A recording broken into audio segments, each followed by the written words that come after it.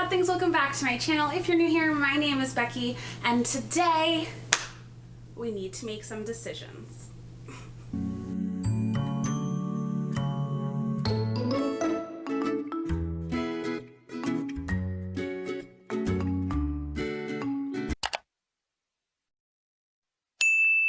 Basically, my phone, my Kindle app has been harassing me for the past few weeks to set a 2021 book goal, and I just haven't yet. It's actually causing me a smidgen of anxiety just because I don't normally track my book reading like that. 2020 was the first year I set a physical book goal that I happen to overpass, but that is due in large part to being in quarantine and the coronavirus. So setting a book goal for myself for 2021, because we don't know what's going to happen, just caused me a big anxiety because I don't like to underperform, I guess we could say. But before we do our 2021 book goal, we need to look back at 2020. According to my Kindle app, you can find your insights on the app. I read about 18 days in December, which is not bad for the entire month, actually. It matches the top month I read from before, which was July, where I really started getting back into my reading kick. My records are, my weekly streak was 9 weeks. I read 9 weeks in a row in 2020 between June 21st and August 22nd of 2020, which is kind of impressive. The most I read day to day in a row was 5 weeks and 8 days in a row in December. So between November and December, I read a total of 5 weeks and 8 days in a row. My 2020 book goal was 45 books, which at the time I thought was quite a lot of books. Like in normal circumstances, I'd be traveling, I'd be here, I'd be there, I'd be working, I'd be doing all this stuff. And that's a little under 1 book a week. You know, that's not too bad. But with the quarantine, with everything that was going on, I managed to read on my Kindle a total of 68 out of my 45 titles read. Round of applause.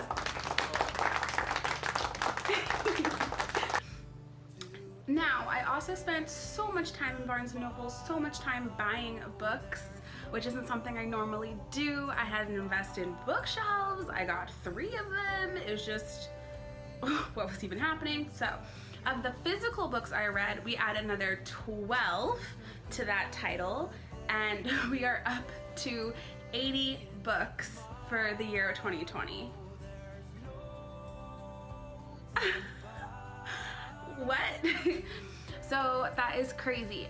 When I realized I had passed my reading goal in the middle of the summer already, I decided to just keep reading until, I don't know, I finished, and we'd see how we went from there. But I did not anticipate any of this to read 80 books this year. And this is what is making setting my book a goal for 2021 a little bit stressful, because I don't want to overestimate and say, oh, 80 books, did that in 2020, no problem, girl, no problem. And then not even be able to finish 30, you know, for me, I thought 45 was reasonable but ambitious. So how do we set for 2021? Who knows? All right, some of my favorite reads of 2020 are things that I have reread or I'm starting to reread. For example, the Anita Blake Vampire Hunter series. I found them at this secondhand kind of used bookshop, and I read them when I was a teenager, and suddenly I've just gotten back into reading them, and I'm so excited. I think I read 4 or 5 of them total this summer. Even though there's 26 books, it is quite a lot, but I just forgot how much I liked them. I'm excited to keep reading past where I finished in the past, and it's just, Laurel is just such a great writer. The premise is fantastic. It's just everything, there's always something happening. It's just such a great series. So we're gonna add those to some of my favorite reads for 2020. Another one of my favorite reads for 2020, I reread the Vampire Academy series. I didn't make it all the way through. I finished at 5, I think, but that's still not bad. I really liked those. I wish they had done a better job with the movie, because the potential is there. Am I wrong? Am I wrong? Spent a lot of time this year reading like Regency novels, Regency romance, which now that I think about it in hindsight was great preparation for Bridgerton.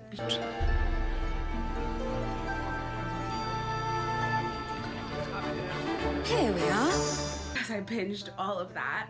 I might read those books, we'll see how it goes. But just like there were a lot of good Regency romances that I liked, things that were cute, particularly books by Stacey Reid. They look a little bit scandalous, but they're really not bad, and they're just like a quick, short, enjoyable read. To my unexpected delights in the books I read in 2020, one is called A Deal with the Elf King. It's here on the screen.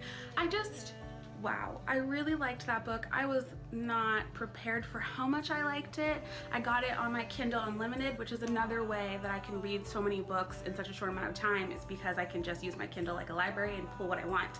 I pulled this down thinking it fell into that like fae fantasy genre that I like to read, and was pleasantly surprised. I ended up buying it, so now it's mine forever. Another series of books and an author that was unexpected to me is Sarah J. Maas. I had never read her before. You see her books everywhere, but I was just figured those aren't for me. I'm not gonna like them. I was heavily influenced this year by TikTok and ended up buying a plethora of her books. A Court of Thorn and Roses I have 4 books of the Throne of Glass series, and have even recommended them to a friend who is loving the first 2 currently. I was just so surprised about how much I liked them. I can't wait to read more of her works. Crescent City is definitely on my TBR list. Like, there's just so much more I think she has to offer in terms of reading for me, and that's very exciting, and hopefully some things I can tick off in 2021.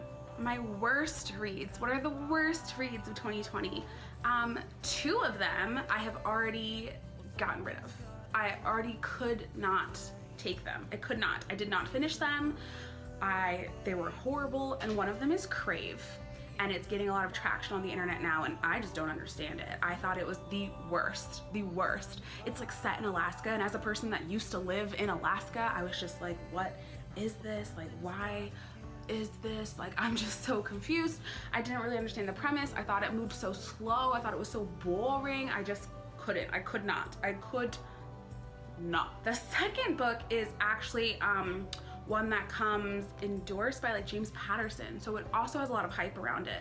I got it a couple years ago. It was just like really intriguing. The cover drew me in. I'm definitely a book by a cover type girl, but the cover drew me in, and I was really ready to read it, and I never had time to finish it. I cracked it open, got way halfway through, and was like, ugh, I just put it down and could not get back to it. Finally in 2020, I was like, did you read the rest of the book? So I did, and then I hated it. Good times. That book is called Girls of Paper and Fire. I think the premise was so good. I think there was so much in there. It's like LGBT friendly, and it's like Asian fusion, and it's like fantasy. It has all these elements that should make it amazing, and yet for me, I was like, why? I just did not. So I ended up giving that book away and Crave away. And of all the books that I read this year, those 2 stuck out to me the most as like, why would I read them?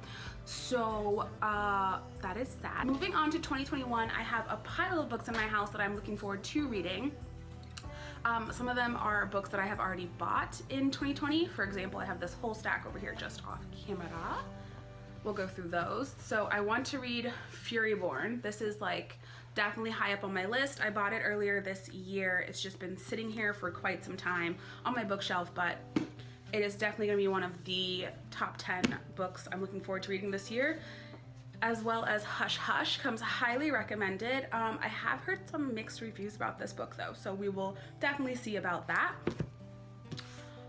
This book I've seen around. I bought it because the cover is just stunning, but I've heard good things. Onyx and Ivory. And then lastly, in my black and white books, I guess, I don't know, I stack my books by color, so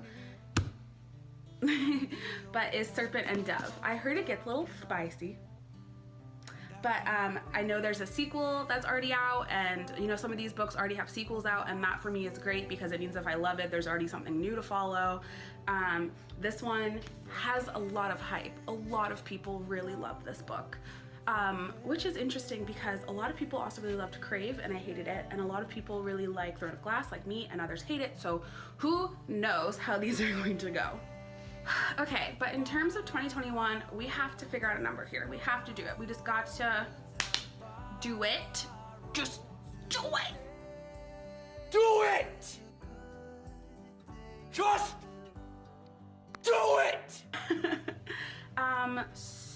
So on average, I think I can read about a book a week. I've already read 4 books in the month of January on my Kindle app, which have been pretty good so far. Some of them weren't, or one of them wasn't like, I don't know, regardless. To maintain this like reading momentum, I don't want to end up stagnant and stuck. So comparatively, in 2019, I only read 11 or 12 books on my Kindle app and maybe 5 or 6 physical books. So that it really wasn't the best year for reading, which is why I thought 45 was a good challenge for myself. I have well beyond exceeded that expectation, and now I'm just not quite sure where to go for 2021. And I think the best thing to do for 2021 is to stay where we are. I think I'm going to stay about where I am and just up maybe 5 books. That's about a book a week strictly a book a week. If we can do that in 2020 and read 50 books this year, I will be very happy. So here we are. I'm logging into my Kindle app to set our reading goal for 50 books. Set.